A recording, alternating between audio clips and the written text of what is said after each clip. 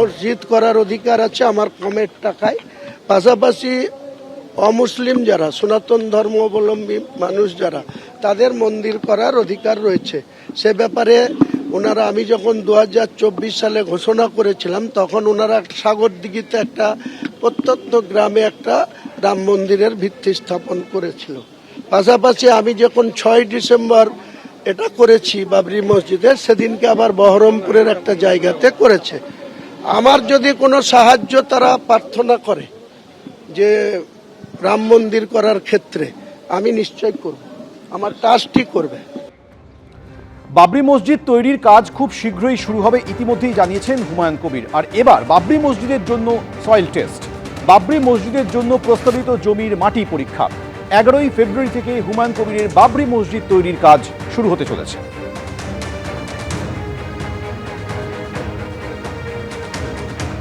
বেলডাঙ্গা 2 নম্বর ব্লকে বাবরি মসজিদ তৈরির কাজ চলছে। 6ই ডিসেম্বর যে বাবরির শিলান্যাস, বাবরি মসজিদের শিলান্যাস করেছিলেন হুমায়ুন কবির, তার উপস্থিতিতে এই কাজ শুরু হয়েছিল। সেখানেই রবিবার চলছে সয়েল টেস্টিংয়ের কাজ, এবং এই সয়েল টেস্টিংয়ের রিপোর্টের উপর ভিত্তি করে পরিকল্পনা তৈরি করা হবে নির্মাণ কাজের। পরিকল্পনা অনুযায়ী আগামী 11ই ফেব্রুয়ারি থেকে নির্মাণ কাজ শুরু হওয়ার কথা বেলডাঙ্গায় এই বাবরি মসজিদে। তার আগে কলকাতা থেকে লোক এনে মুর্শিদাবাদের বেলডাঙ্গাতে প্রস্তাবিত মসজিদের জমিতে করা হচ্ছে সয়েল টেস্ট। ক্যামেরায় প্রবীর দের সঙ্গে শিবাশিস মৌলিক, এবিপি আনন্দ, বেলডাঙ্গা। ভোটের আগে মন্দির মসজিদ রাজনীতি, বহরমপুরে রাম মন্দির তৈরি হচ্ছে, আর এবার ওয়েবসাইটের উদ্বোধন করলেন সুকান্ত মজুমদার। বহরমপুরে রামলালা চ্যারিটেবল ট্রাস্টের ওয়েবসাইটের উদ্বোধনে সুকান্ত মজুমদার।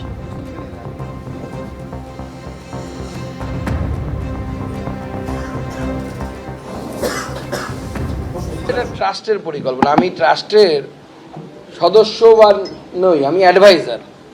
তো স্বাভাবিকভাবে যখন মুর্শিদাবাদ থেকে সাধারণ মানুষের দাবি এসেছিল যে এখানে একটি রাম মন্দির প্রতিষ্ঠা করা হোক, আমার মনে হয়েছিল যে যদি মুর্শিদাবাদে বাবরের নামে মসজিদ তৈরি হতে পারে, তাহলে রামলালার নামে বা রামের নামে অবশ্যই মন্দির তৈরি হওয়া উচিত। সাধুবাদ জানাই তাদের এই উদ্যোগের জন্য। এবার ওনারা ঠিক করবেন, মুর্শিদাবাদের মানুষ ঠিক করবেন, সমগ্র হিন্দু সমাজ এবং সনাতন সমাজ ঠিক করবে কবে তারা মন্দির করবে। কারণ মন্দির সমাজের পয়সায় তৈরি হয়। অযোধ্যাতে সরকারি পয়সা 1 টাকাও খরচ হয়নি। আমাদেরও উদ্দেশ্য হচ্ছে এই মন্দির সমাজের হিন্দু জনসাধারণের দানের মধ্য দিয়ে এই মন্দির নির্মাণ হবে। আর এবার পাণ্ডবেশ্বরের ছবি রাখবো, যেখানে বিজেপির পরিবর্তন সংকল্প যাত্রায় তুলকালাম পরিস্থিতি তৈরি হয়। জিতেন্দ্র তিওয়ারিকে গীতা বিতরণে বাধা দেওয়া হয়, আর এই অভিযোগ তৃণমূলের বিরুদ্ধে।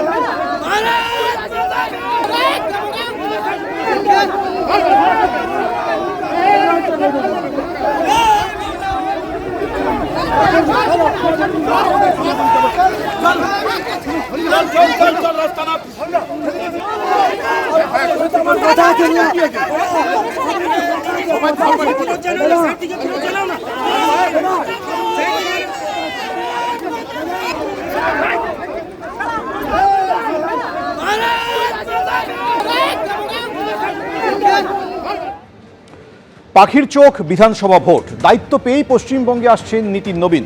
মঙ্গলবার দুদিনের পশ্চিমবঙ্গ সফরে আসছেন বিজেপির সর্বভারতীয় সভাপতি।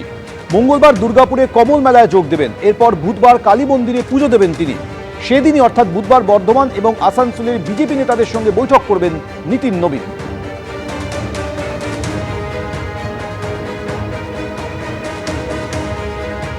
সাংগঠনিকভাবে পশ্চিমবাংলাকে পুরোপুরি তৈরি করা এবং পশ্চিমবাংলার সাংগঠনিকভাবে কেন্দ্রীয় সভাপতির সাথে পরিচিত হওয়া, এই সমস্তটাই এই কার্যক্রমের মধ্যে আছে।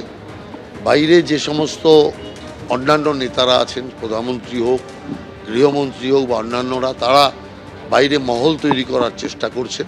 আর তার সাথে সাথে সংগঠনকে আরও জোরদার করা এবং নির্বাচনমুখী করার জন্য কেন্দ্রীয় সভাপতির নির্দেশ এবং তার যে আশীর্বাদ, সেটা আগামী দিন বাংলার পক্ষে যথেষ্ট মঙ্গলদায়ক হবে বলে আমি মনে করি। এবিপি আনন্দ, এগিয়ে থাকে, এগিয়ে রাখে।